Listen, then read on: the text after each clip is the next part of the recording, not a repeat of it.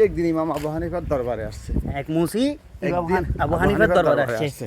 আচ্ছা, আসার সাথে সাথে আবু হানিফা দাঁড়িয়ে হ্যাঁ। ওনার যে গায়ে রুমাল ছিল, রুমালটা বিছিয়ে মুসিকে বসাইছে। মুসিসা এক নম্বর হলো বিধর্মী, মুসি তো নিম্ন শ্রেণীর, নিম্ন পেশা। হ্যাঁ তো ওনার সাথে কথাবার্তা বললো, টাকা পয়সা দিল, সে চলে গেল। হ্যাঁ তারপরে সাগরেতারা বলতেছে, হুজুর একটা মুসিকে আপনি এরকম সম্মান করলেন?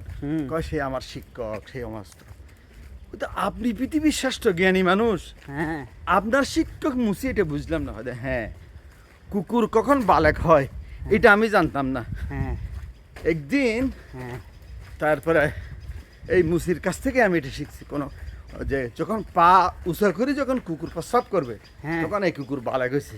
আচ্ছা। বালেক না হওয়া পর্যন্ত কুকুর প্রস্রাব করে পায়েটাই লাগে যায়। হয়তো এটা আমি ওনার থেকে শিখছি। আচ্ছা। এই যে একটা জ্ঞান ওনার কাছে পাইছি, এই জন্য উনি আমার ওস্তাদ, ওনার শিক্ষক।